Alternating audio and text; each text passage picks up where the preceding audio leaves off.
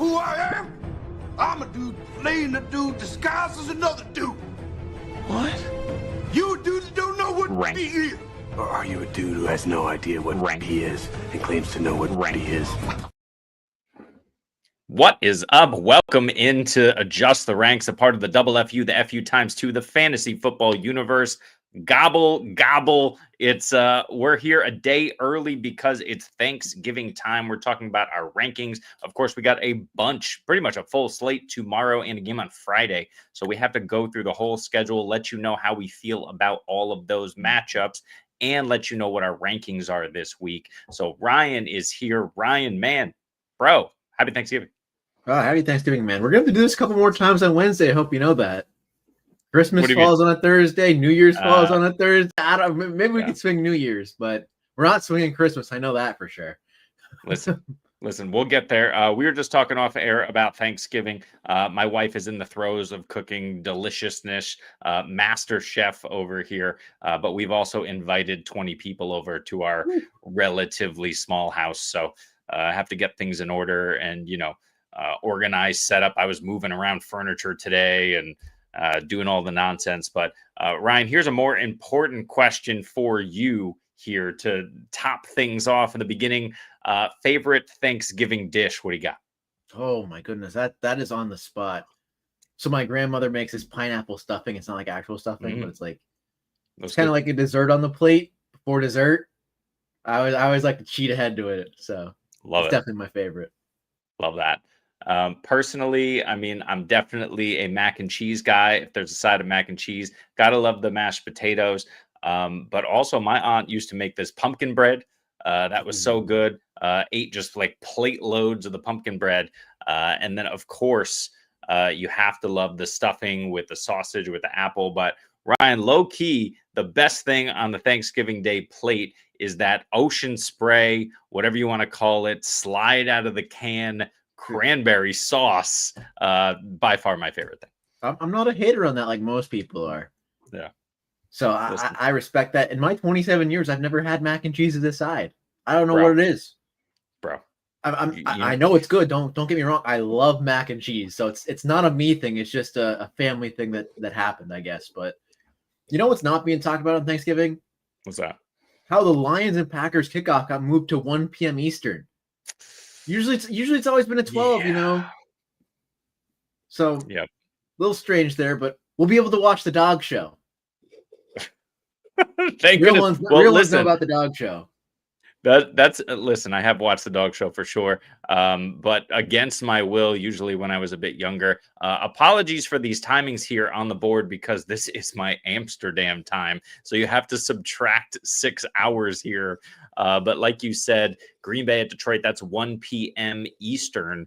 And then you got 3.5 hours later. So that's 3:30 Eastern, typical, or 4:30 Eastern, actually. 4:30, yeah. Yep, you got Dallas hosting Kansas City. That'll be an interesting one. And then, of course, the nightcap, Baltimore, Cincinnati. If we subtract 6 hours, that's a little after 8 p.m. Eastern. You talked about the Detroit game. Joe Burrow talked about the Detroit game, watching Matthew Stafford lose every single year, throwing 400 yards and 2 bombs to Calvin Johnson.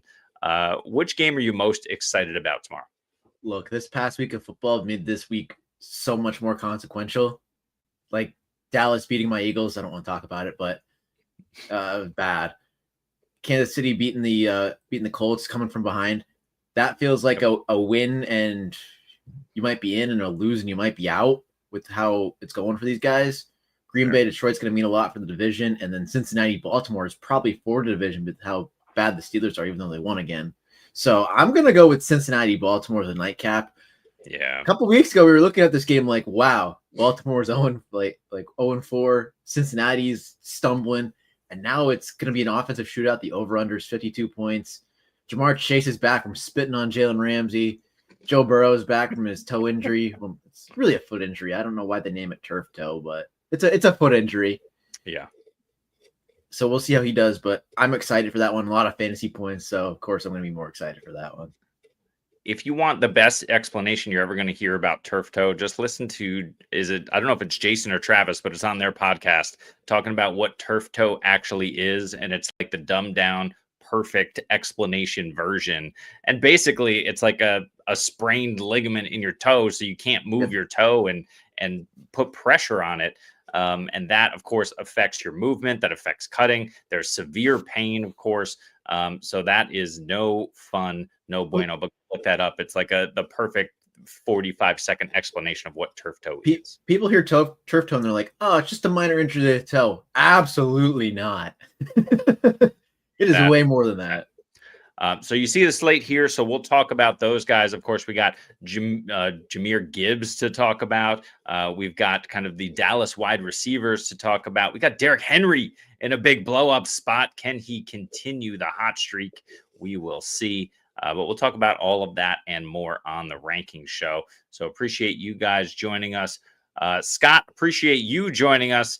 Watch for Mike Gesicki. This is an interesting call, and we need to talk about this. Gesicki came back last week, was immediately involved. Noah Fant kind of took a back seat to Gesicki. Let's talk about that real quick, because you can get over on this Baltimore defense. Of course, Kyle Hamilton is out there and Roquan Smith is out there. This defense is a lot more formidable than they were kind of in the middle of the season. Who do you think is the number 2 or 3 here?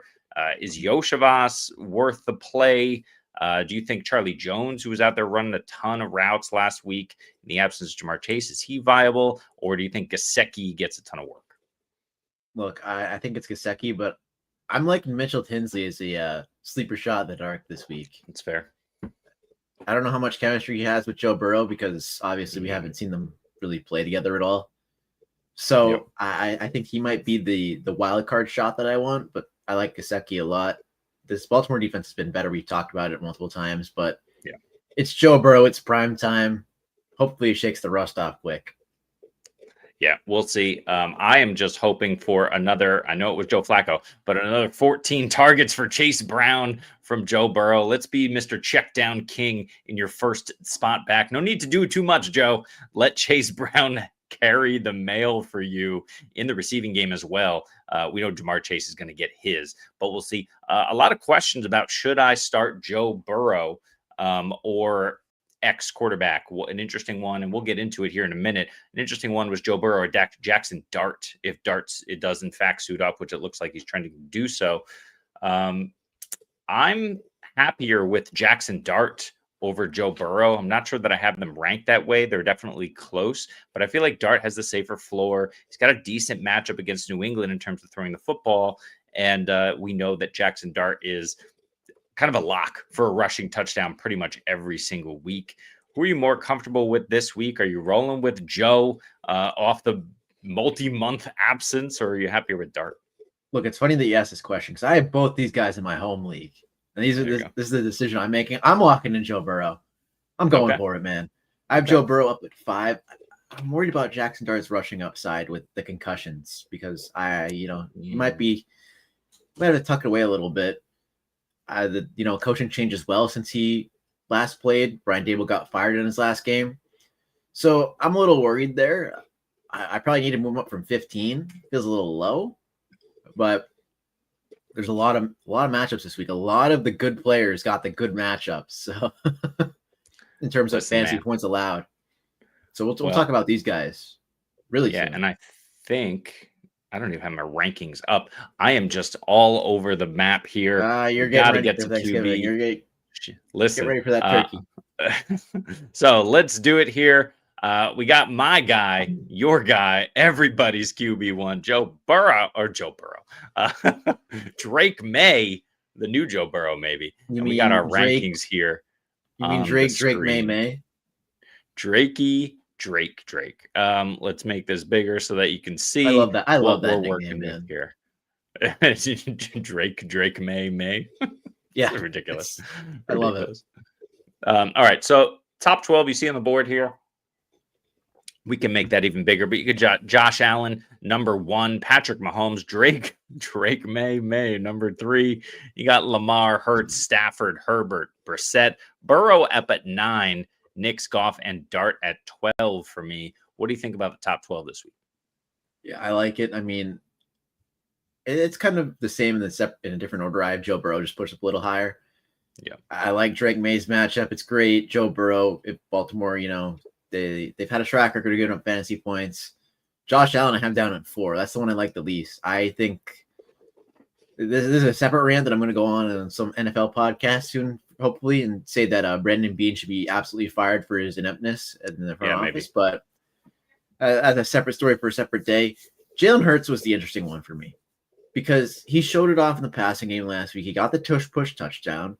The Bears have about everyone injured, but I do not trust this Philadelphia offense at all, Jeremy, at all. Listen, here's the thing. Jalen Hurts is going to run the ball. Jalen Hurts is going to tush-push for sure. In Chicago, definitely injured. Jalen Johnson, though, full practice yesterday. He's kind of expected back. I'm not scared of it, though. I think A.J. Brown can handle him. You got Devonta Smith on the other side. Everybody's healthy on this side of the ball. I think they move the ball with ease. I'm not sure how not the offensive line, but at least all the skill positions, and Barkley's fine, I think. I don't know about Devonta. I'm nervous about Tell me. Devonta Smith. They were both him and Saquon were on the injury report. I'm more confident in Saquon going with the groin injury. Still concerns me a little bit, but I think it was like a chest and shoulder. I got to double check this real quick. Okay. But yeah, he was definitely on the injury report. He did not practice yesterday. Okay. Yeah, Saquon was limited with the groin. Shoulder, chest, he DNP'd. Okay. Interesting. Let's see. I mean, I know it's early because this is not the Thursday game. This is the Friday game, though. So it's a little earlier week for these guys. The Eagles and Bears. So let's just keep that in mind. But we'll know pretty soon what's going on with them. And we'll certainly know before the rest of the Sunday slate kicks off. But yeah, Hurts, I'm okay with that. I'm okay with him above Matt Stafford because I think Carolina has been decent. And we know J.C. Horn can limit the opposing pass catchers enough. Play this week? Well, that's a good question. We know Trevor Moehrig isn't going to play this week. They had a lot of injuries on that defense Monday night. Like I was watching that one. There was at least 4 guys out from the game. Trevor Moore got suspended, so we'll see what happens there. But their defense could be really banged up. Yeah, agree with that. But I'm still not too worried about it. I think Stafford has a great game. He's still my QB6. I just don't know if he throws 5 touchdowns. We might have a Kyren Williams sighting here. Maybe he gets in the end zone for the first time in a while. We'll see. You see Herbert, Brissett all the way up at 8. That's enough. That's enough of the Brissett disrespect. He's been a QB1 every single week. He's taken the field. He might even get MHJ back. I don't know if we have definitiveness on that just yet. As Ryan's vibrator's going off. But we got Jacoby Brissett at Tampa. Tampa can't stop anybody. So I like Brissett there. And then I got Burrow. I'm just kind of hedging with Burrow. Could he go off in his first game back? Sure. I just think they're rushing him back to try and make sure they still have a chance at the playoffs. So I'm just going to temper my expectations right now.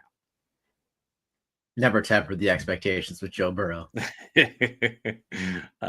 I've watched this man absolutely shred Baltimore even at full strength last year. Like what was it, the Thursday night game? I forget the exact stat line, but it was ridiculous. Jamar Chase had like 200 yards and like 3 scores. It's definitely possible. Definitely possible. We will see how it goes. Here are my QB2s. We got Trevor Lawrence. We got Dak in a tough matchup at Kansas City, but you can't push him down too far. You got Jordan Love, Sam Darnold, Jameis Winston. Of course, if Dart's playing, Jameis isn't. But in case Jameis is and Dart is a last-second scratch, I'll put him around this range because I think New England does a little bit more to limit him than what was going on last week in Detroit, but we'll see. You got Caleb Williams, Aaron Rodgers, Purdy, Cousins, Shuck, and Danny Jones and Tua. What do you think about the QB2s? Yeah, I like Jameis up there. I mean, you see that catch? My goodness. Unreal. Like adjusting to the ball in the air, coming back, making a move. It was beautiful. Someone in one of my Discord says, I don't think I've ever seen Marv do that, which was it got a good chuckle out of me when he said that, but I have Caleb up in the QB1 range this week. I have him up at 12. Ooh. Against my Eagles. I think the Eagles are banged up a little bit in the secondary. You know, Andrew Makuba broke his ankle. Yeah, I mean, Sidney Brown kind of did that one. But it's kind of rough there at safety. Reed Blankenship might not play. And it's going to be Sidney Brown and I forget who back there. They might have Coop play it. They might have Michael Carter play it. We'll see what happens there. But they also had Adoree Jackson go down, and that was a big injury, actually. No matter how much we were clowning on him early in the season, they pushed Coop to outside corner, and the Cowboys kind of just started targeting him. Yeah. So I have him pushed up a little bit this week. Yep, that's fair. I get it. But Caleb Williams is not Dak Prescott. Not yet, anyway. Dak can pick it apart with those two elite weapons on the outside. I would not call what Chicago has at the moment elite weapons. They've got elite projects, and those guys can and should develop. It's not there yet, especially with Caleb Williams throwing the ball. Everyone's just still working on gelling, and against an elite defense, even with the injuries, I think it's going to be a struggle for Chicago this week, but maybe they run the football and figure it out and find a way to win the game. I know you hope they don't. What do you think about Kirk Cousins this week going up against the somehow still mediocre Jets defense? Yeah, I can't believe Lamar struggled as bad as he did. That kind of gives me a little bit of concern with, 100%.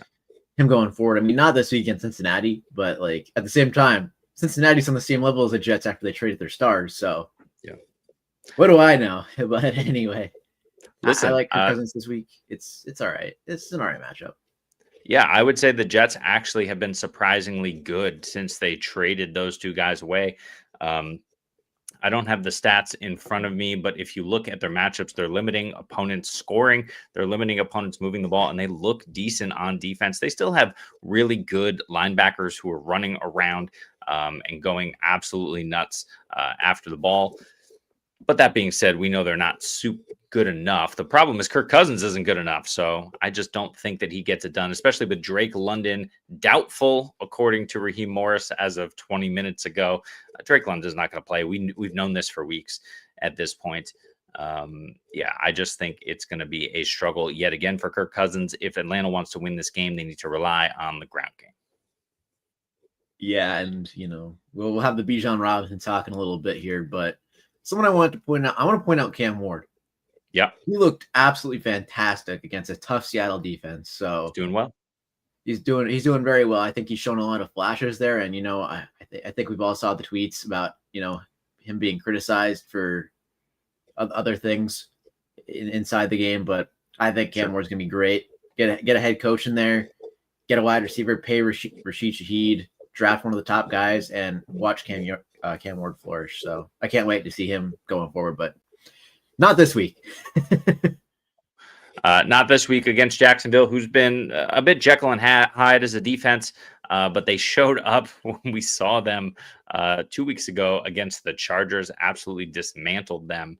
Sure. I forget who they played last week. They played the Cardinals, and I think they scored over 10 plus fantasy points in that game as well, if I'm not mistaken. So yeah, so they might be turning around for them. You know what really is interesting that I don't think enough people are talking about is the impact of Tyson Campbell. Tyson Campbell was out for a week or two, and the Jacksonville defense became mediocre once again. And then he comes right back in the last 2 weeks. They're dominating again. So I don't want to burst your bubble here, Jeremy. Yeah, hit me. Is he out? He's on the Browns. Yeah. Oh yeah, no, that's right. I think it was Greg. I think it's Greg Newsome you're thinking of. Yeah, no, you're right. I got it mixed up. Yeah, he was traded in week 4. Anyway, something like that. Shame. But let's move on from that.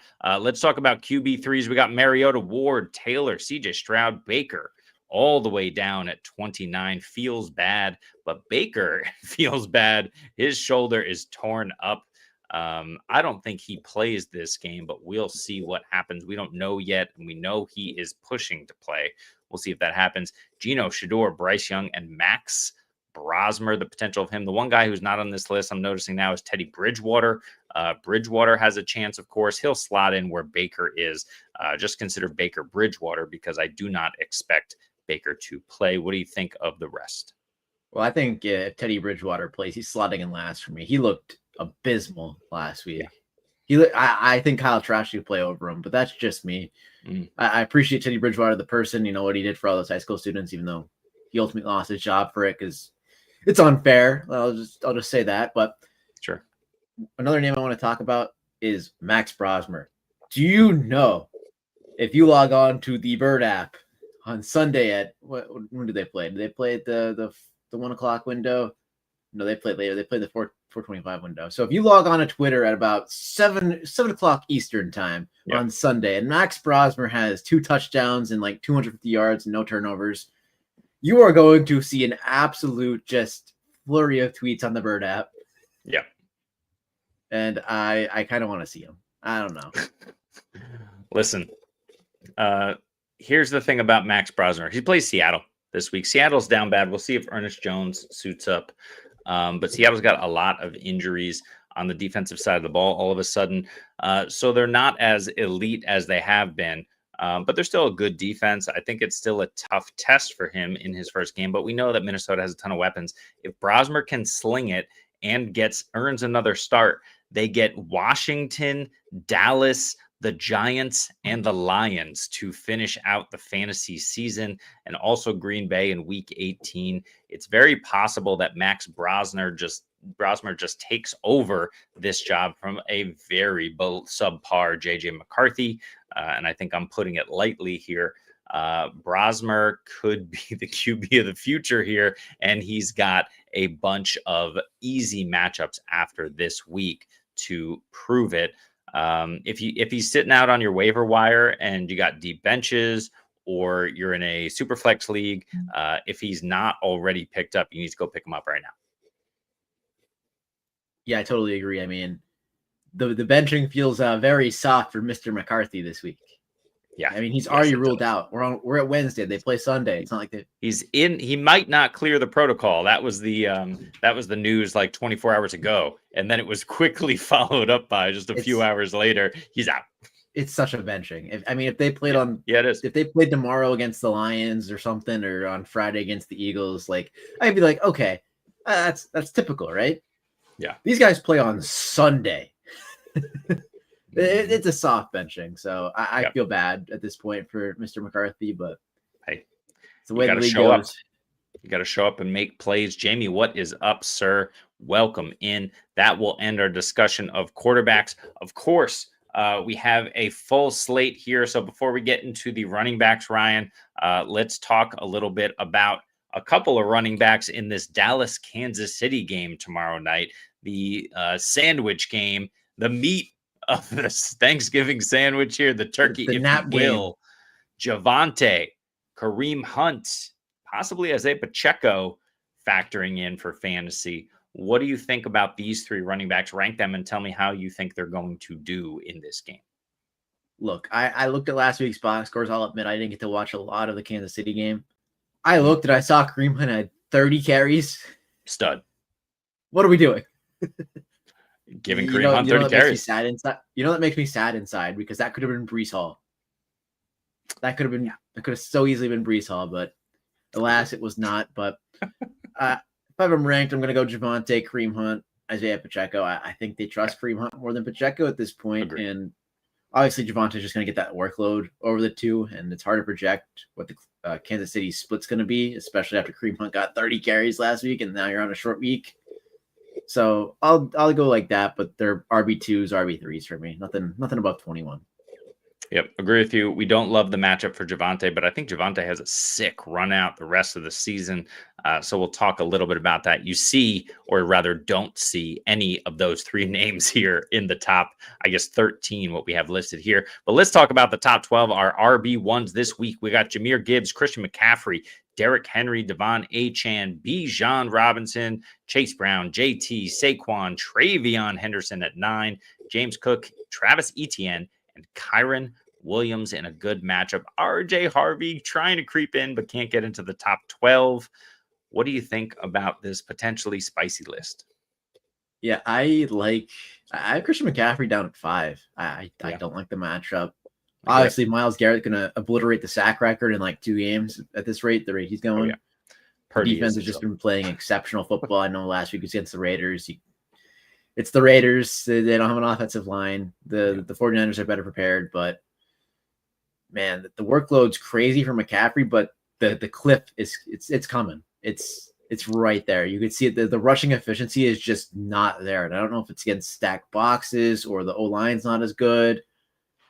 But he's just making money as a receiver. I was watching the game. It's like McCaffrey catch to start the game. He got 3 catches on like the first 4 plays, and it's already like 6 to 7 PPR points. He still have a whole game to play. So it's just lead upside. I like De'Von Achane a lot this week.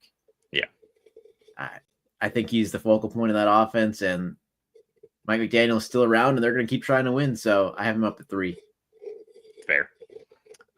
31 total touches for McCaffrey. Ended up the RB3 on the week as a result, but just 3.7 yards per carry. Got there in the receiving game, 7 for 53, as he always does.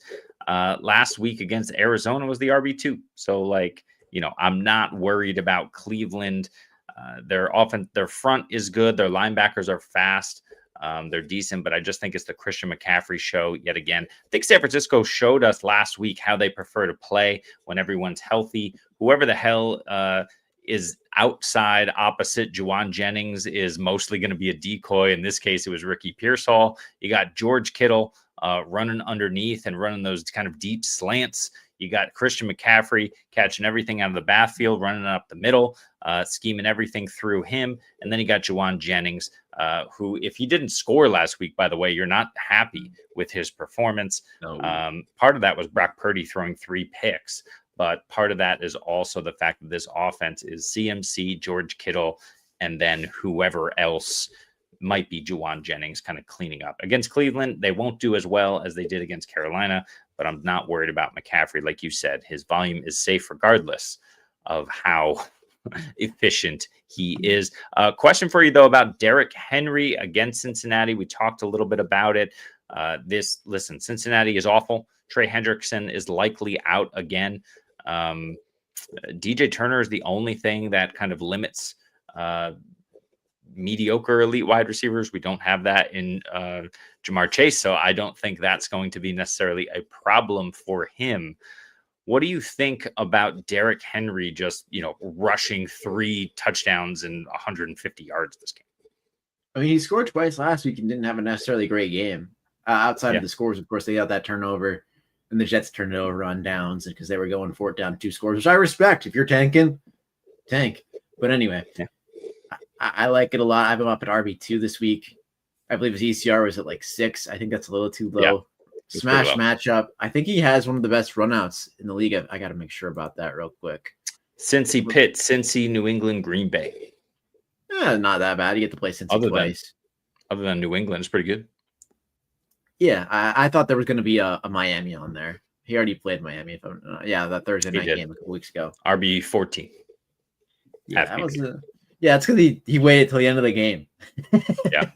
to do things, but I like the matchup a lot. I don't think you're going to limit Derrick Henry, and Lamar's been bad coming off that injury. I'm not going to sugarcoat it. They're going to lean on the run game here, and I think it's going to be Derrick Henry show Thursday night. Derrick Henry versus Jamar Chase. What more can you want? By far the worst defense in terms of giving up fantasy points to the running back position. The New York Giants are really bad. They're awful, and they fired their defensive coordinator last week as a result. And Cincinnati Bengals still give up 3 more fantasy points per game. They are by far the worst against the running back position. They actually, because of DJ Turner, limit the wide receivers quite a bit, but everybody else goes off. So just something to keep in mind. You see this, Travis Etienne, I think he'll do it again. Like I said earlier, Kyron Williams, I think he scores this week, kind of ending the drought, but that's enough of RB1. Let's talk RB2s. You see Harvey, Genty, Jacobs, Hall, Dowdle, Javonte Williams in a tough matchup. You got Jaylen Warren in there, despite the Kenny Gainwell emergence. Bucky Irving, if he plays, taking a little conservative with him, but Walter Nolan is out of this game. So that's something to consider there for Bucky's, prospects here. You got QJ a little banged up. You got Gainwell there, who we just talked about. Kareem Hunt and Woody Marks. What do you think? Yeah, I have Gainwell flipped with Warren. I have Warren way far down. Sure. Warren saved his week by Kenneth Gainwell doing all the work and him scoring the touchdown. Yes, he did. After Gainwell's touchdown was called back, by the way. Yeah, after it was called back, he put him on the 1. Yeah. Yep. So I think that backfield's starting to flip, and I think they're starting to fall out of love with Jaylen Warren a little bit. And that kind of scares me as a fantasy manager. But it's good for Kenneth Gainwell, and I have him at, where did I put him? I still have him in RB3 because it's going to be a disgusting split probably. But the one I really want to talk about is Bucky Irving. We finally get him back. Finally. Let's go. I'm up at RB15. I'm a big fan. I think they're going to need to run the ball, especially if Baker plays with his injury. Even if Teddy Bridgewater plays, they're going to need to run the ball heavy. They're going to lean on him right as soon as he gets back. So I'm all for it. Yep. I don't hate that. I could see moving him up over the course of the next 24 hours. Kareem Hunt, I want to move him up. I just don't know, what's going to happen. If QJ plays, I think it's a nice little matchup for him. If Rico plays, even in a bad matchup, I think he's proven he needs to get the volume. He looked great on his 6 carries last week against San Francisco. If you go back and look at all over Twitter, talk about Twitter, I've seen highlights of Rico Dowdle spinning and cutting and dicing up the San Francisco defense. And then we're like, well, let's just let Bryce Young chuck the ball around the yard more and lose this game. I don't know, man. It's just a confusing game plan. I mean, they got down quick, and obviously it wasn't the defense's fault because they picked up Brock Purdy 3 times. I don't know. Maybe we were crowning Bryce Young after another Atlanta game a little too soon. 100%. RB3's Kenneth Walker, RB3 season. How the mighty have fallen. David Montgomery has the potential to run all over Green Bay because everybody runs all over Green Bay. Although I'm hoping for Jameson Williams bounce back, but could be David Montgomery. Man, Aaron Jones, of course, against Seattle, bad matchup. Tyrone Tracy, Swift, the rest of the names here all the way to 36, and Isaiah Pacheco. But talk to me about Kenneth Walker, Ryan. Yeah, I was Kenneth Walker's probably one of his biggest fans coming into the dynasty season. I made a couple horrendous trades looking back on it. Maybe I'll dunk on myself on Twitter later, and we'll see. But I like the workload last week. They're starting using a little bit in the passing game. It's clear and obvious who the better back is, and everyone knows 100%. Everyone can see it except their coaching staff.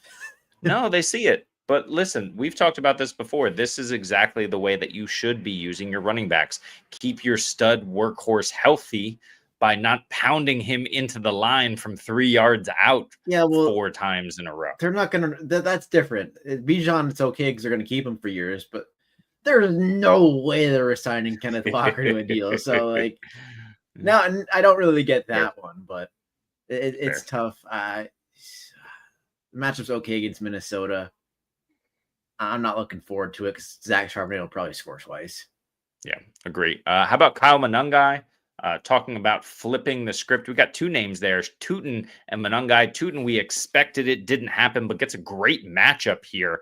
Maybe he's utilized more because the game script gets out of hand early. We'll see. But Kyle Monangai, in a game where Chicago should be playing ball control a little bit more, do you think either of these guys has a chance this week?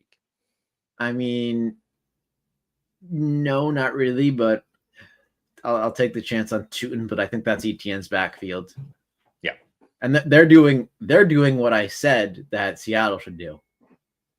ETN's a free agent. You might not resign him. Use him. Use him while you got him. Fair. Well, it's not like Zach Charbonnet is a spring chicken, though. He's got a few years on him himself, as opposed to isn't Tootin like 22 years old. So yeah, but they have Charbonnet under contract next year, so true. He'll be around. Who knows if Kenneth Walker will be around? Maybe the Chiefs offer him a contract and we'll get what we want. Who knows? Yeah. Maybe I'm wish casting. I definitely am. But you're definitely wish casting, but hey, I like their good wishes. RB4s and the rest all the way through 50. You see Chris Rodriguez. He's got the usage, but he's also got a tough Denver D. You got Ramondre Stevenson. He doesn't have the usage, but he's got a soft Giants D, so he could fall into the end zone. You got Algier could do the same. Big Bam Knight. I think you probably got him for another week, maybe 2. We'll see how it goes. Pollard, Emmanuel Wilson, potentially, if Josh Jacobs is limited at all. Sean Tucker, Singletary, and the rest. Any names stand out for you here at the end? Yeah, I'm looking at Keaton Mitchell. I got to move him up. I don't know where I put him. I probably put him somewhere down there, but I got to find him later. Sneaky. I got to watch a little bit of that game, and he was having some explosive runs. I mean, He's Studley. I think he's a good football player, and who knows how much work they're going to give Derrick Henry in a good matchup. They're 7.5-point favorites. Maybe Joe Burrow's not as healthy, and maybe he struggles a little bit shaking that rust off, like I said. But I think Keaton Mitchell get a little bit of work in this game, and I'm a little bit higher. I'm not going to go say it and rank him as an RB3 or RB2 this week, but he's a nice little shot in the dark flex play if you need one. I like it. Speaking of Kenneth Walker, oh good, the Seahawks are signing veteran running back Cam Akers to their active roster ahead of this week. Cam Akers will be on the sidelines. Yeah, Kenneth Walker's not coming back. That's a George Halani play. George Halani went out with hammy, I think, during the last game. So who knows who's playing? Maybe Kenneth Walker will be playing special teams. So Cam Akers anytime touchdown, huh? 100%. No, absolutely not. George Pickens also no injury designation. He will play.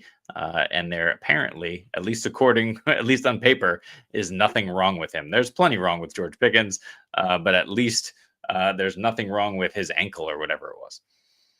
Yeah, I mean, he's a stud. I think he might be better than CeeDee Lamb. Maybe that high ankle sprain is. How dare you? I haven't ranked over CeeDee Lamb this week. Yeah, and I'm gonna do that for the rest of the season. I hope you know that. But do you know who is creating George Pickens? It's CeeDee Lamb. He's taking all the number one coverage. He is dominating, the looks on defense. George Pickens is facing one-on-one coverage, is wide open, and Dak is feeding him because he is wide open. But CeeDee Lamb's better. Everybody knows it, but that's why Pickens is getting the lesser coverage. I don't know about that one. I think George Pickens is. I think his time in Pittsburgh has shaded our judgment. Everyone goes to Pittsburgh and is bad because their head coach is not great, and we're gonna just shelve that argument there. he should be canned this offseason. Just saying. Yeah, he will be. Time runs its course for everyone. Good for him. He had a long tenure, but man, George Pickens is like. You know that meme where it's the Bugatti and the trailer park? Yeah. Yeah, that was George Pickens on the Steelers. Yes, it was. Let's talk about wide receivers in more depth. You got JSN at number 1 because how could you have anyone else?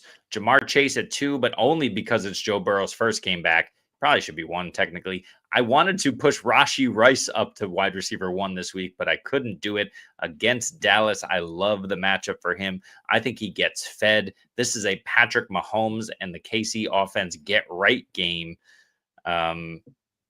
We'll see if they're able to win. Dallas defense is good enough to let the offense kind of come back, but we'll see.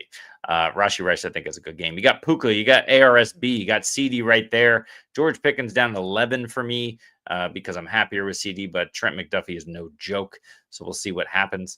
You got Devontae, you got AJ Brown, your boy. Ladd McConkey had to push him up to 9 this week against the Raiders. Waddle sneaking in. And of course, Olave in the same game, rounding out the top 12. What do you think? You're going to love this one. I'll get my hot take a little bit after. I don't have JSN at 1. How dare you? I have Jamar Chase. I think he's going to shred the Ravens. I have JSN at 2. I'm not going to drop him any further than that. I mean, he's an absolute stud. And maybe it's because I'm biased and trading away for Xavier Worthy in Dynasty like last year. Yeah. Or 2 years ago. I'm ruining my teams out there. Maybe I shouldn't be a GM. But anyway, I like Devontae Adams. I have him up at 5. Anytime they get in the 1, it's just a fade and it's automatic. It's legitimately automatic at this point. Kyren Williams has suffered because of it. But I also have George Pickens at 7, CeeDee Lamb at 9. I like the matchup a little bit more for George Pickens. I think that high ankle sprains limited CD a little bit. I'll rank it this way for the rest of the year, but next year I'll probably flip back. If they re-sign George Pickens, they should. But they need to. But who knows? Yeah. Who knows with Jerry? Who knows? Shame. I expect Marv not to play, but I have Michael Wilson as the wide receiver 1. Oh. I'm at 12. I have him right at the cusp. I don't think, if Marv plays this week, sure, whatever. But man, 33 targets in 2 weeks. That is spicy as hell, but I don't hate it. It's spicy, who are they but playing man, again? It's Jacksonville, right? No, they played Tampa. They played Oh, Jacksonville this past week. Tampa. Yeah. Tampa. They've been not really great against the pass. They've been allowing the 12th most fantasy points to wide receivers. So I think it could be Michael Wilson's game yet again. I mean, the spice. It kind of feels like I don't want to say a negative on Marvin Harrison, but I want to say a negative. I'm just looking for the word. But man, Marvin Harrison, what was it? 13 targets, 3 receptions against Seattle. It wasn't great. I know Seattle's amazing, but Michael Wilson has stepped right in and as the alpha and has absolutely dominated the target share. I mean, he's been out targeting Trey McBride. Like, he alpha Trey McBride. That's impressive. Something Marv hasn't been able to do. You could discount the time with Kyler, but Michael Wilson's been incredible the past 2 weeks. Yeah, the past 2 weeks for Michael Wilson, 0 touchdowns. Still, the wide receiver 2 and the wide receiver 10. It doesn't matter. I have him up at 17. I have him up at 17. You have him up at 12. Gotta love it. You see the rest of these wide receiver 2s. What do you think, Nico? Steph Diggs all the way up at 14. I think he dominates the Giants. We got Big Tet at 15 in a tougher matchup this week for him. And Mecca, Michael Wilson, as we talked about. Devonta Smith, if he plays. Justin Jefferson, Zay Flowers at 20. J-Mo at 21, keeping him in the wide receiver 2 ranks after a donut. Wandale, Troy Franklin, Khalil Shakir. Look, I want to talk about, I just want to see how, of course Wikipedia is giving me everything but this dude's height. Okay, Emmanuel, I thought Emmanuel Forbes was a little smaller than that, because I was gonna highlight Tet's matchup against Emmanuel Forbes, who's been absolutely amazing coming over from Washington. He was a first round bust. Now he's like Darrelle Revis. I thought he might have been 5'10", and I was gonna highlight Tet's matchup because he's just such a height advantage on him, but that's not the case. I think the 2 we have to highlight here are your number 19 and number 21. I think everyone else is, kind of where they should be. You can make an argument for them. They've been great recently, or they've been getting the target share, but those 2 guys are the ones we need to talk about, because do it. Jameson Williams has been throwing up good matchup with Dan Campbell, then dud, and then Justin Jefferson. I mean, it's impossible not to talk about him when you're ranking him as a wide receiver 19, which I have him lower than you, so I'm not arguing against it. I'm at 22. I'm debating putting Christian Watson above him. That's where we're at. Love Christian Watson. He's got a great match against Detroit. Who's gonna cover him? No one. and they're gonna double him, and they're gonna throw it up to him anyway. He's gonna grab it. So no, I love that call. For me, Jameson Williams, he's 6, 7, and 7 targets for 3 weeks before this dud against the Giants. They just didn't need him. Jahmyr Gibbs took over. The Giants are awful, and he absolutely destroyed them. Now, against Green Bay, this is what you do. You run the football. It could be another Jahmyr Gibbs game, but I'm here to tell you I am playing Jameson Williams. I have not lost the faith. J-Mo, we know, can get there without volume, so we don't have to be super concerned about it. But yeah, always hard to play a guy after he duds out like J-Mo did. Still had 3 targets, but got nothing done. I think against Green Bay, again at home with Jared Goff, the run game will be working, and I think the play action game will be working, and that's where J-Mo is dangerous. Yeah, I put him down at 25. I can't get on board with it. I get it.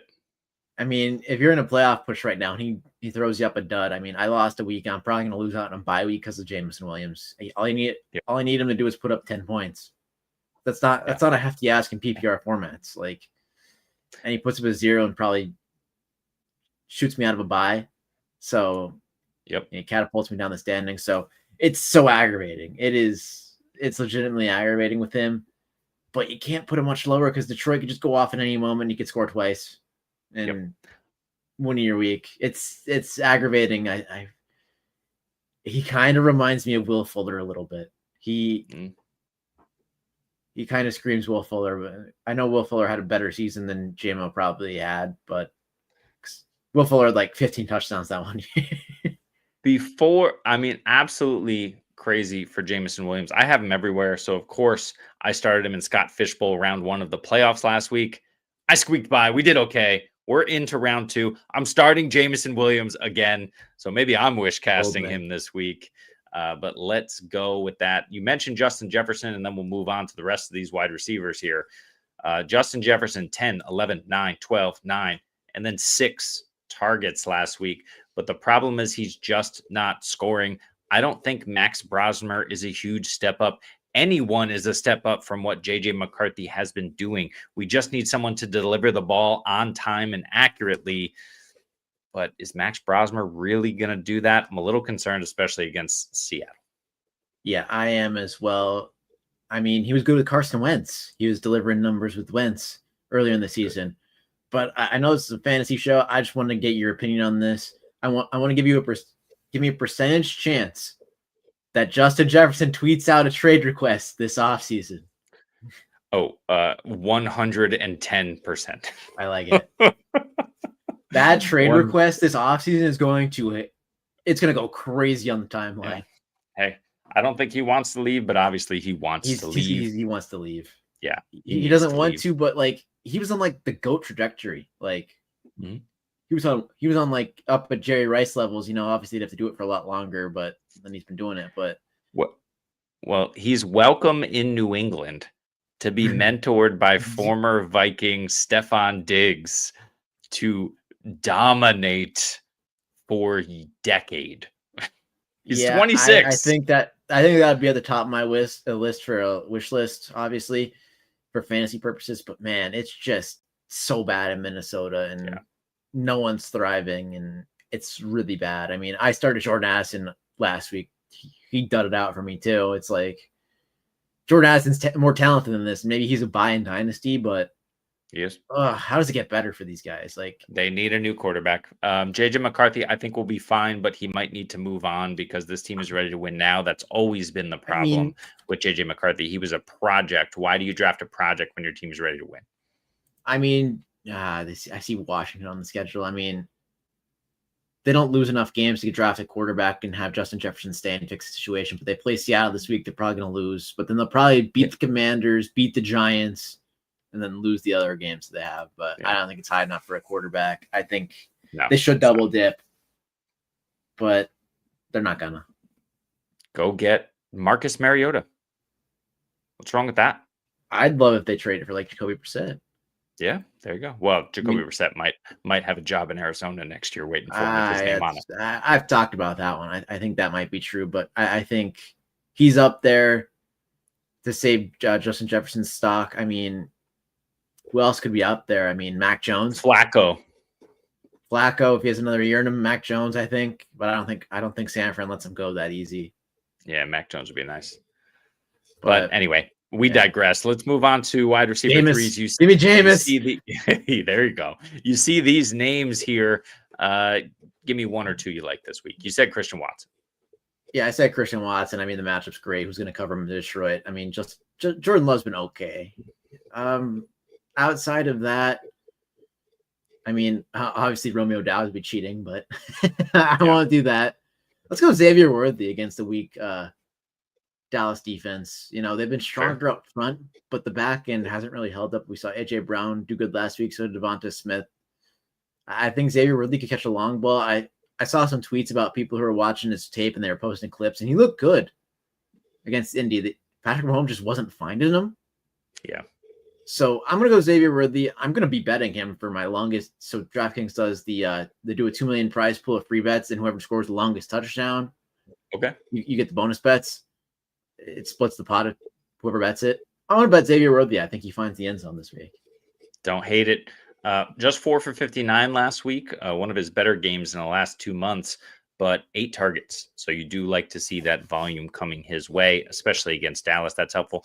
I'll highlight DJ Moore. DJ Moore continuing to get it done. You don't know when you can play him, but Caleb Williams keeps looking his way. He keeps being a good wide receiver, despite his attitude, despite coaches hating him, despite his role changing all the time. The guy's good. And he proved it once again last week against Pittsburgh, the wide receiver 6 with his 2 touchdowns on the day. Against Philly, that's probably unlikely, but you at least have to kind of give it up to DJ Moore.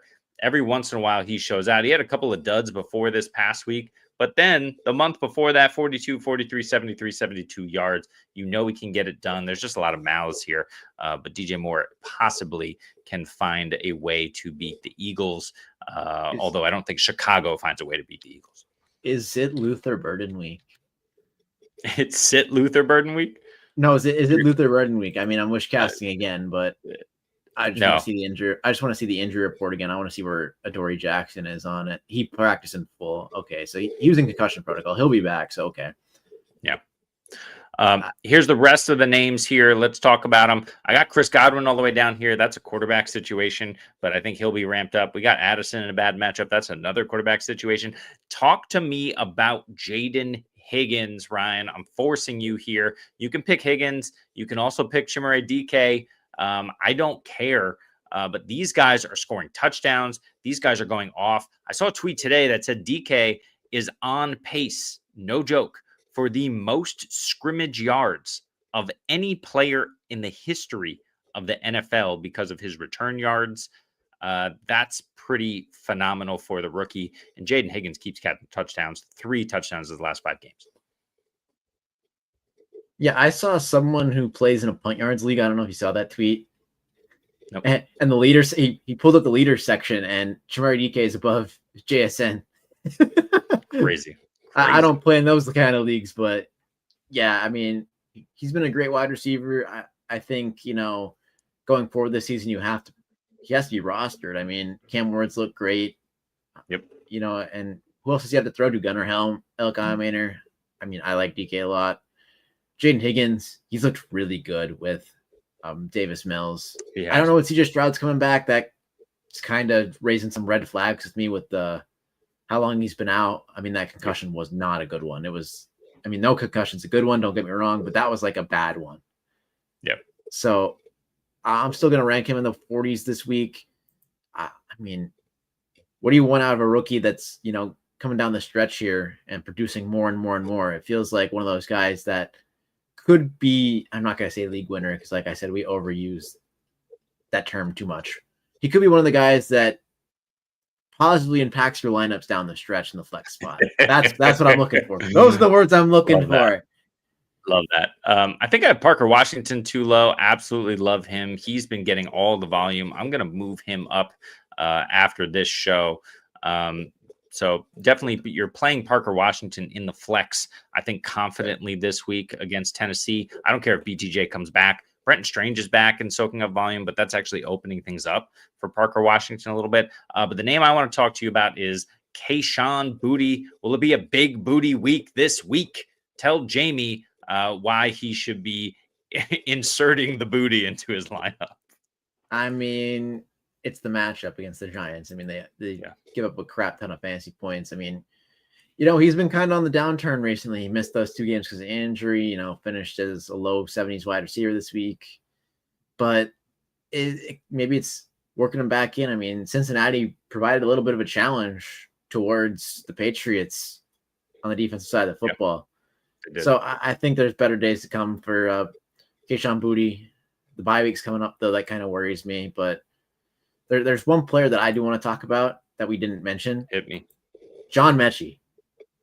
John Mechie's been really good his past 2 weeks. He has. He's finished as wide receiver 18 and wide receiver 11 since coming over from the Eagles.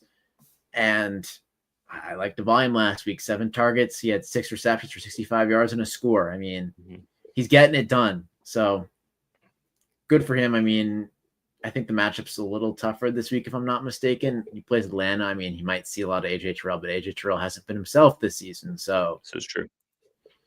I have him ranked a little higher in like the low 40s, but DK and Jaden Higgins and John Mechie are guys that you could flex if you need to this week. 100%. Greg Dortch, also another one if MHJ sits. That's a great matchup there. Love those wide receivers, but I think I haven't been using my graphics, man. Haven't been using my graphics on the wide receivers. There we go. We need to talk tight ends. We got this guy. Ryan, if you had to guess, do you think this guy is my tight end 1 this week? Absolutely. Just shot in the dark. Absolutely. Let's find out. Oh, you're correct. Oh, it's Trey so easy McBride is sometimes. my tight end 1. It's so easy sometimes, but I did push Kelsey up to tight end 2 in a great matchup. Looked good the last couple of weeks. He's seeing the volume, sometimes at the expense of Rashee Rice. I just think Patrick Mahomes does any and everything to this Dallas defense this week, even though they've been decent over the last few weeks since they made those trades at the deadline. You got Kittle at 3 in a tougher matchup.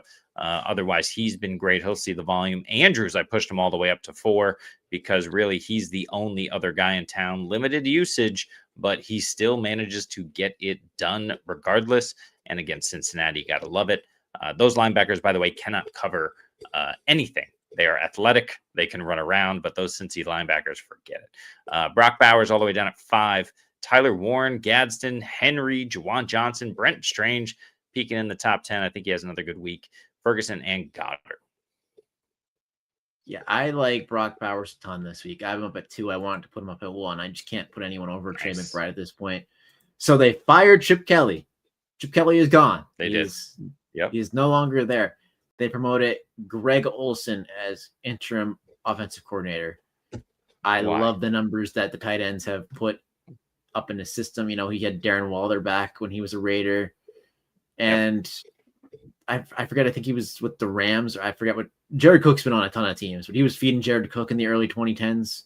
So I think Brock Bowers is absolutely going to feast with this new offensive coordinator. I think they're going to make it a point to get him the ball.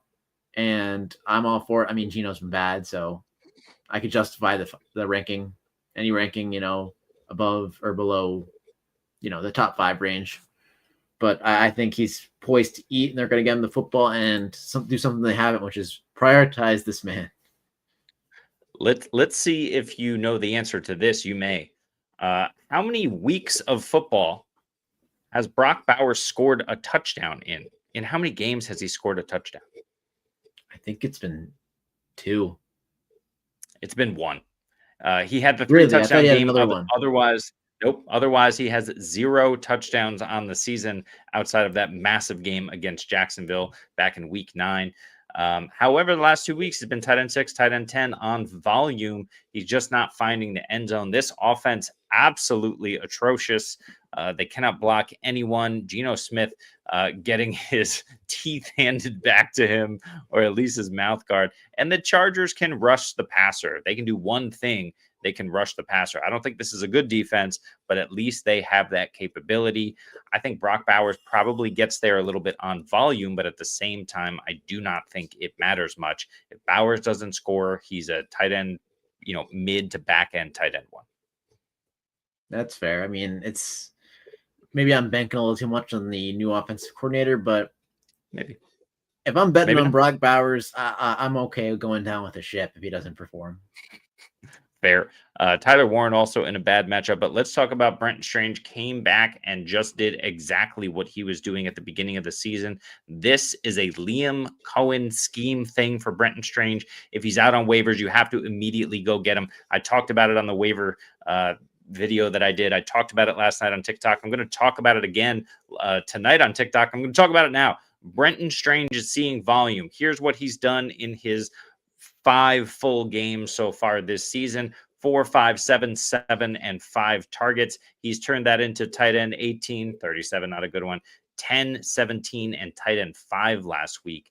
The guy just receives volume, and if they're playing in a decent matchup, he's got the opportunity to go off. Hey, guess what? They're playing Tennessee.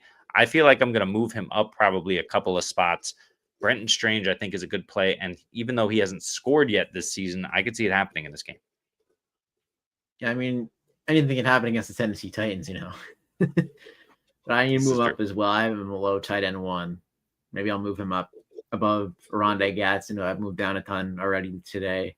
Jake Ferguson as well. Probably we'll have to move him down. But I don't think I can get him any higher than 9. But I like the matchup, like you said, and I love the volume. And Liam Cohen feeding him the football, especially with no Brian Thomas, no Travis Hunter. You got to get your best player of the football on offense. And right now, that's Brenton Strange without the 2 top guys at wide receiver. Very fair. Quick note on Oronde Gadsden. People absolutely roasting me for my Fantasy Pros take about trading Oronde Gadsden. I've been showing my trades off on Twitter. Some people telling me that they're terrible. Oronde Gadsden in the last 3 weeks, tight end 16, 31, 21. He's not scoring. The volume is dissipating. Now they have a bye. Are they going to get back to it? Are they going to get back to Keenan Allen? They have the matchups in place. I still have him at 7 here, but I'm concerned. What do you think? Yeah, I'm definitely concerned as well, but it's the Raiders. So, the concern gets to get bottled up for a week. I got to see how bad they are against the tight end position. I know it can't be good. I haven't really been looking at, in depth at Oronde Gadsden. They've actually been decent. They've been really good, actually. Good. Yeah. They give the fourth least. Okay. Maybe I'm wrong here. Maybe it's the one thing they do with Robert Spillane in the middle there. It's tough, but when a rookie shows off like this, you have to trust the talent. So I'm going to keep ranking him high till I get a reason not to. And that's right where I have him. I'm making it official. Push him down. Push him down. Let's not take too long to talk about the rest of these tight ends. Theo Johnson, you got to love him and what he's doing. Colston Loveland, you got to love him and what he's been doing. Kyle Pitts, you got to not love what he's been doing. But the matchups are right for all of these guys to be there. Johnson and Loveland, not so great. Kyle Pitts, pretty good. Fannin is in there. Gesicki. You got Barner, who went off a couple weeks ago. Otten with Godwin back. Any of these names intrigue you at all?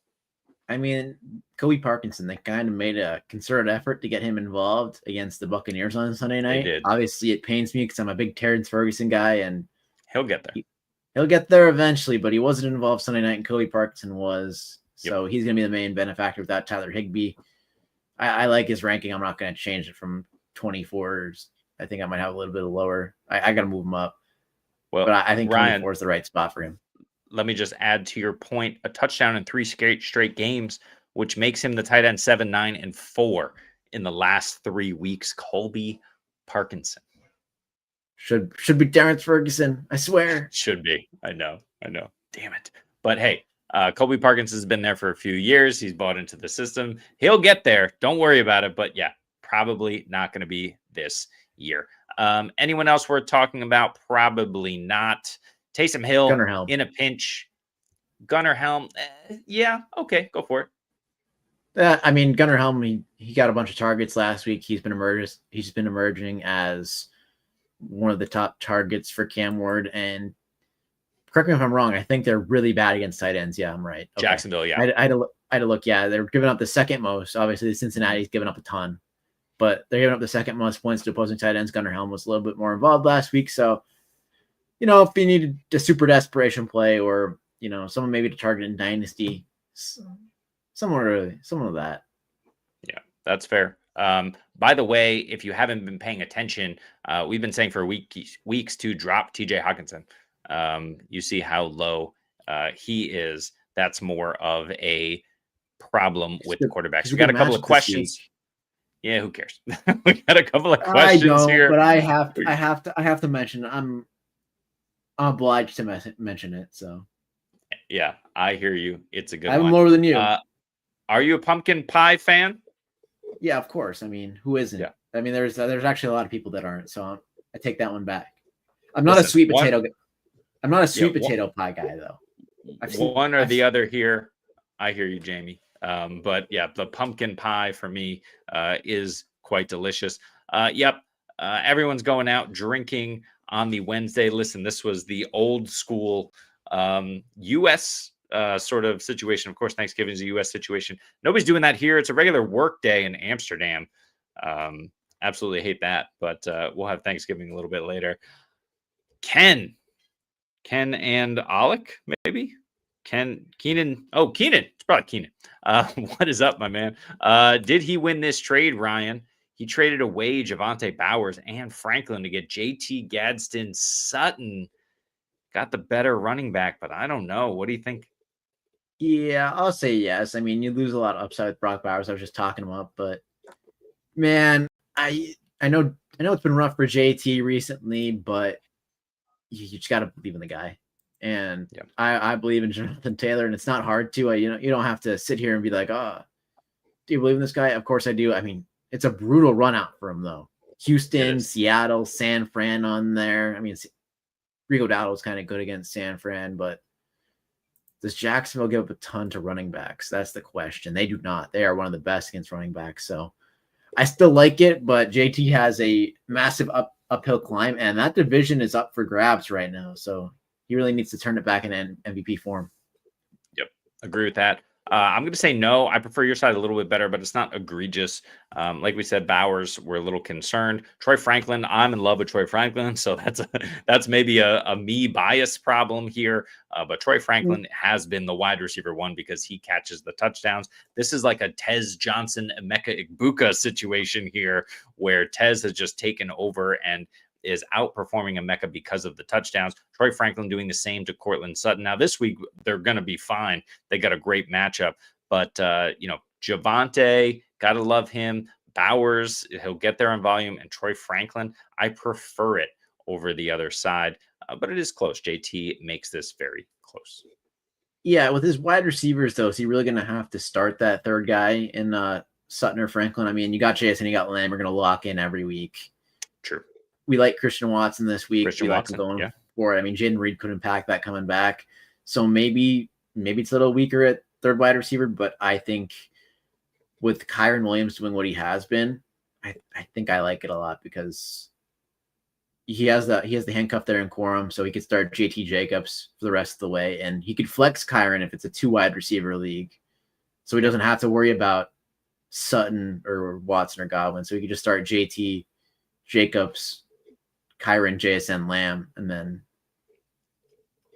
it is for sure and for sure an upgrade to your running back room. I don't know if it's an upgrade to your wide receiver room. I do not. It's clearly not an upgrade to your tight end room. That's how you get a deal like this done. You have to give up a little bit somewhere. But Courtland Sutton, hopefully outside of the bye, especially with the matchup down the stretch, they realize they need to involve him more. Hopefully we see Bo Nix getting after it a little bit more. Like I said, Ryan says you win. I say you lose, but I also say it's pretty damn close. So, you upgrade at running back. That's what you needed. So go for it. Good luck down the stretch, my man. Let's finish up talking about the defenses and kickers in your league. Picture feels like such a long time ago. Oh, it is. Is that a Jomo, by the way? No, that is Jordan Davis. Oh, even better, actually. Even better, Jordan Davis. We'll start with the defenses, and we'll talk a little bit about my number one defense. You got to guess as who it is? I think it's going to be Seattle this week. So close. No, I pushed them down. I got Denver. Wow. Denver against Washington. It's a Mariota day again. I'm pretty confident that's the case, although nothing official has come out. I think the Broncos just eat him alive.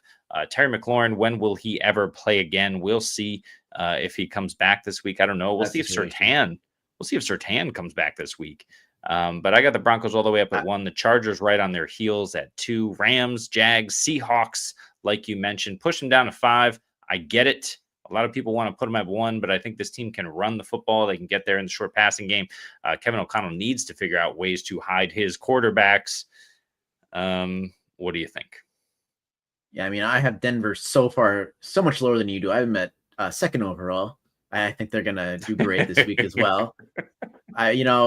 Terry McLaurin, that whole situation was botched. I mean, the GM botched that really bad. And then, of course, an older wide receiver doesn't get a full camp. Of course, he's going to injure something. Just on that note, trade Terry McLaurin for Brandon Ayuk. Straight up problem solved. I mean, Jaden wants to play with them. I mean, on all fronts. Does San Fran really need him, though? I mean, Jennings is fine.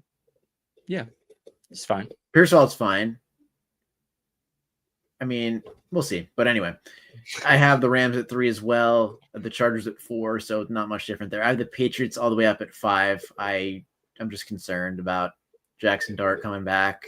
Fair. But, the team looked good last week against the Lions. I think the Patriots are a little bit tougher on the defensive front, but I have the Browns a lot higher than you, I think.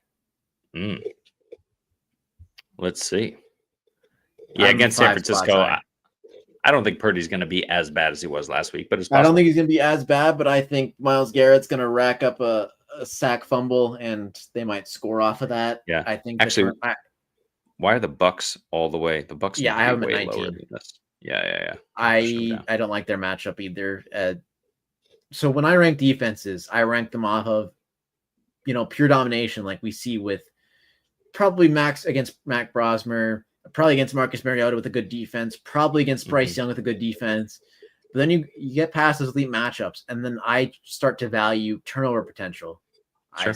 I look at how many giveaways, or not giveaways, but turnovers a team has. Their odds to score defensive or special teams touchdown. Dallas always gets upgraded every week for me because Deron Blank just house one at will. Yep.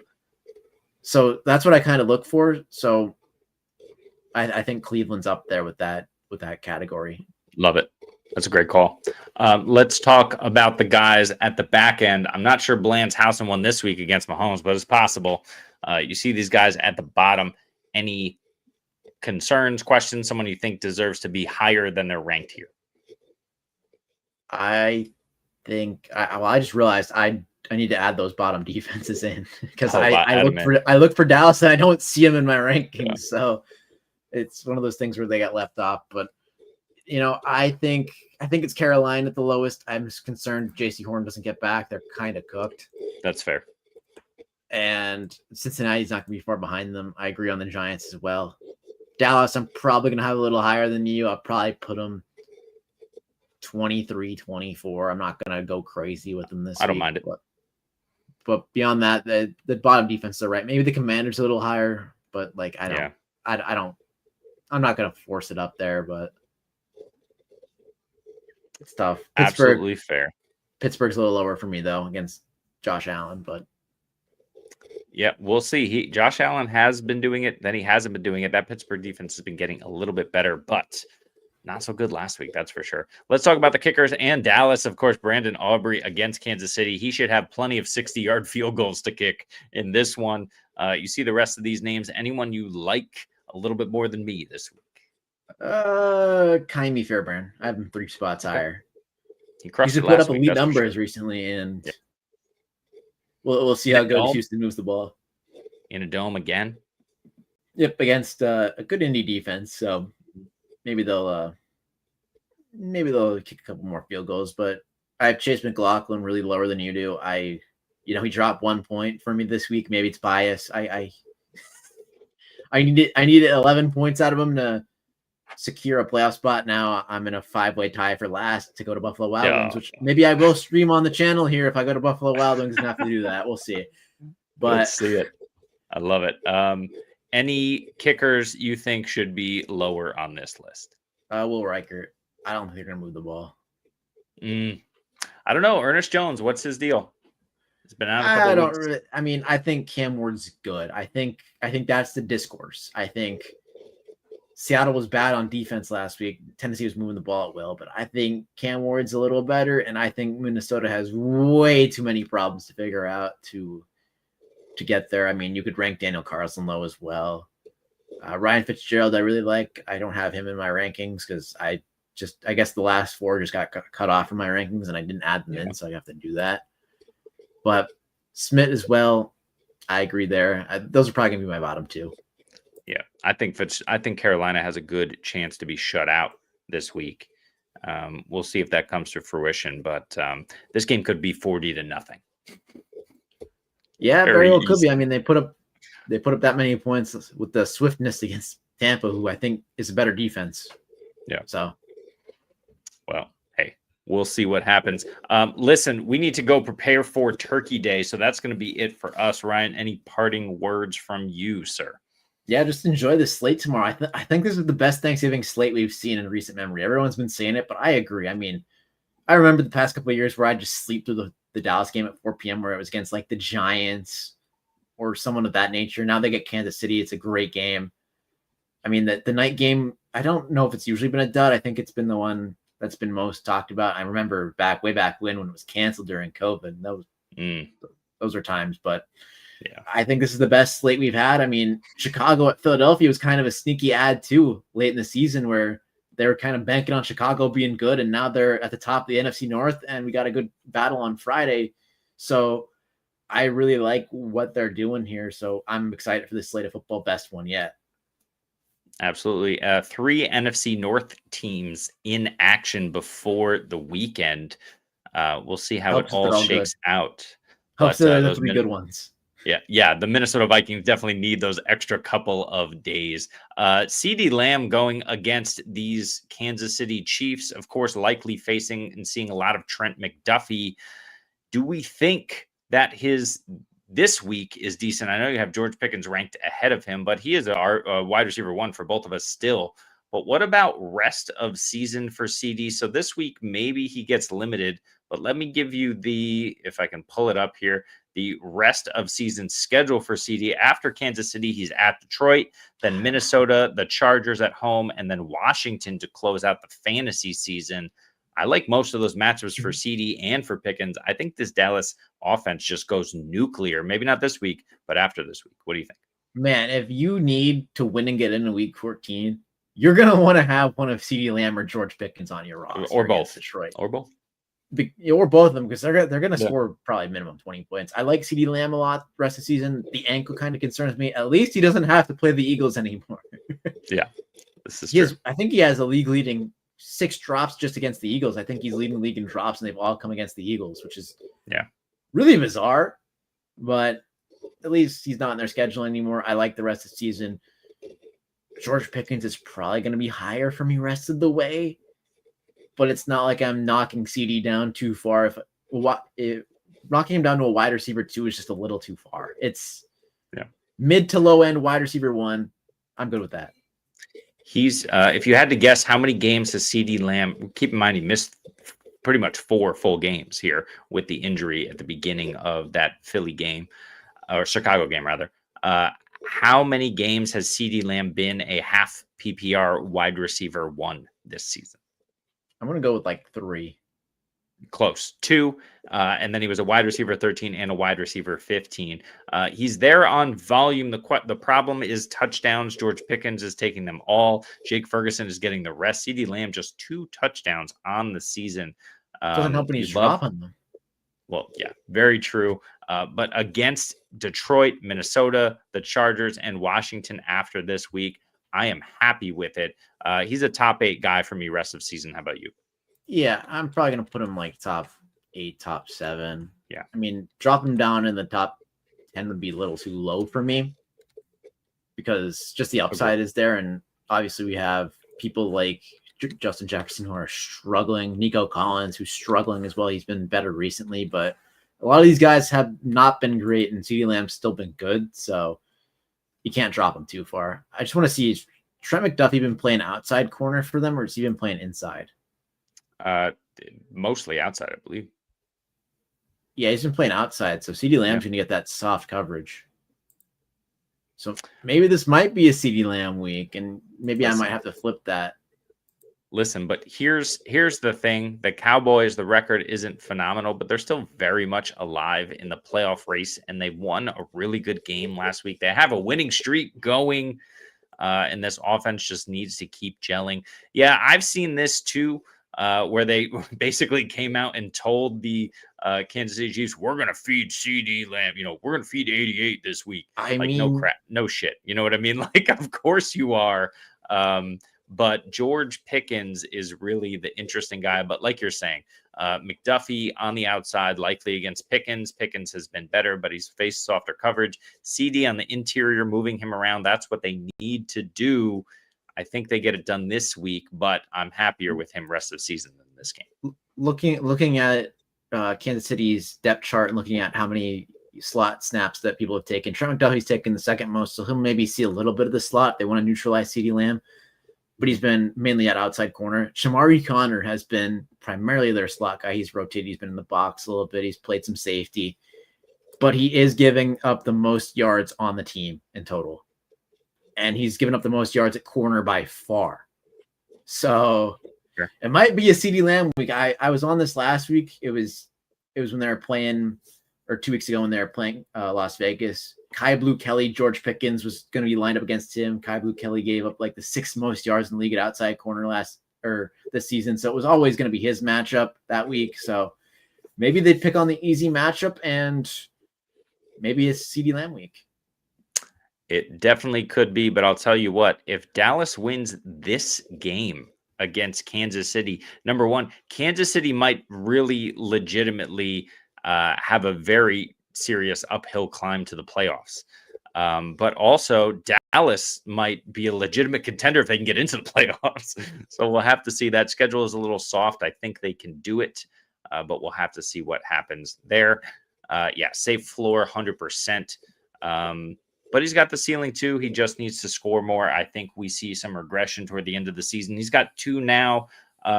Ryan, over under 6 touchdowns for CD Lamb this season. It's funny because I thought you were going to say the line at 5.5, and I was going to say 6. I think he's doing 6. So I can't even take an over under. I'll just take the line. I'll just take the push. I think he scores 4 more times. Fair, yeah. So listen, you want to play CD Lamb? You're not taking him out of your lineup. But if you have a decision between CeeDee Lamb and George Pickens, the answer is both. Don't be so worried. But yeah, totally agree with you. Safe floor, and he's got the potential for ceiling. This is like the elite running backs. CeeDee Lamb and these elite wide receivers have the volume where they have a safe floor. It's really just the ceiling comes when they score the touchdown, or potentially 2. These guys who are this good have the potential to score multiple times in a week and totally win you your week. That's what you want in the fantasy playoffs. Yeah, we're getting close, man. What is it? We're 2 weeks away. It's yes, sir. Week 15, and oh boy, can't believe it went by this quick. I mean, wow. I just still can't believe it. You blink and you'll be in April begging for Browns Raiders again. Well, yes, people do beg for that in April. I swear. I swear. This is true. This is true. I wanted to deny it for any football. I wanted to deny it. I couldn't. Last question before we get out of here. Trade a few days ago, traded Aaron Jones, Rome QJ for Josh Jacobs. I kind of like Aaron Jones rest of the season, but that offense is a problem. Rome has actually been doing nothing despite the player being amazing. QJ the same, although the player less amazing. Josh Jacobs, how hurt is he? Is he going to be 100% this week? You know, what's going on with that Green Bay defense? Look, I get it, but I'd want a bigger upgrade for these pieces. Then again, these pieces haven't really performed. Which side do you like here, Ryan? Yeah, I just wanted to look at Josh Jacobs' rest of the season schedule, and I actually like it a ton. It's good. Yeah, it's good. It's really good. Like, 100%. Sure, he has the Denver match where he might struggle a little bit, but if you make it into the playoffs and you go 16-17, you get the Bears and the Ravens, who have been not so great against the run, and then you have a matchup with the Bears, who have also been top 10 in fantasy points allowed. So I like the trade. Quentin Johnson is basically a 0. It's a roster spot you freed up, especially if it's redraft, so you go out and get a free agent.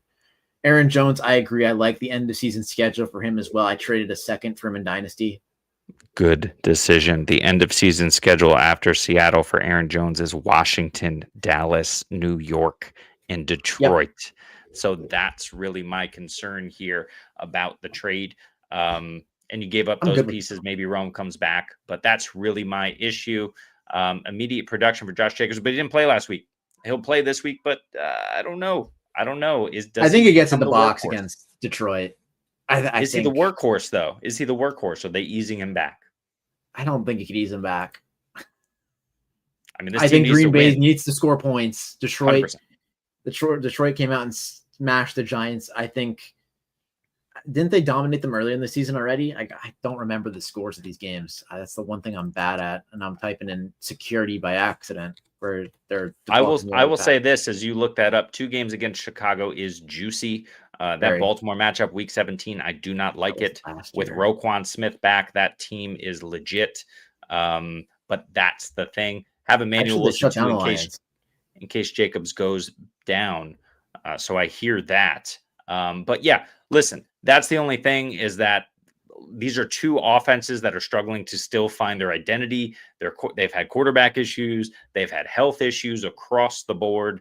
But Josh Jacobs, we know if he gets the volume and he's healthy, he's a stud. So under normal circumstances, I like the deal. I'm just a little concerned about his health the rest of the season. But yeah, it's not like you lost a ton in value with the rest of those guys. So. Yeah, Rome's a bench candidate. I'm benching him this week in most of my leagues where I could bench him. Aaron Jones, I'll bench him this week in Seattle, but he's probably getting some run for me later in the season. Quentin Johnston's probably a 0. I mean, his early season stuff feels like a facade now. So I think it's basically, a flex wide receiver and a potential RB2 for a potential RB1. I'll take it any day of the week. Yep. Maybe I'm discounting Rome a little too much, but you have to after what he's been doing. 9 targets for Rome last week, just 3 for 53. So it is what it is. I still can't believe he put up a 0 against the Bengals in that 89-point game. I know he was hurt, but DJ Turner, baby. Anyway. Yeah, apparently DJ Turner shuts down Rome Odunze with 89 points in the game. Listen, it's been almost a damn hour and a half here. We're going over a couple of things. First of all, in the YouTube chat, I am putting the link to join our Discord. If you want to talk ball each and every day, get our insights, you can join that. Just check the link in the YouTube chat right now and join our Discord and get any and every question that you have answered. Also, if you haven't tried Fast Draft, please do so. If you try it your first time deposit is matched up to $25 on us. Just use promo code FFU. Also, I will be live on TikTok in about an hour and a half here, talking a little bit more about what to expect for rest of season for these guys and to talk about the Thanksgiving slate. So appreciate you all joining us. Please feel free to join the Discord. Thank you. Appreciate that. Join the Discord, sub here. Also check out TikTok because we're live between myself and Jesse Muller each and every day, talking about start sits, trades. If you're still, especially in Dynasty, if you still have trade deadlines going on, etc. Did we get the punters? No, Jesse, we skipped punters in the offensive line. Carolina 1, Minnesota 2. Whoever punts for them. I was trying to remember if I remembered a punter, and I was watching the games. I was like, oh, I know that punter. Oh, I know that punter. And right now, I cannot even think of the name of a punter. It was Sam Martin last week, by the way. I said Brad Martin. It was Sam Martin. I looked it up right after we did it. So even I messed it up. So who cares? Jamie, we appreciate you. Was it Impartial General Gaming? We appreciate you. We appreciate each and every one of you for joining us. Thank you so much. We are Adjust the Ranks. This has been presented by the double FU, the FU times 2, the Fantasy Football Universe. Thank you so much for joining us. I am live a little bit later on TikTok, so join me there. Until next time, thank you and good luck, and eat a lot of turkey. Eat a lot of turkey. That's right. Gobble, gobble. Just don't let me catch you with an animal in here, that's all. All right. Take care now. Bye-bye then.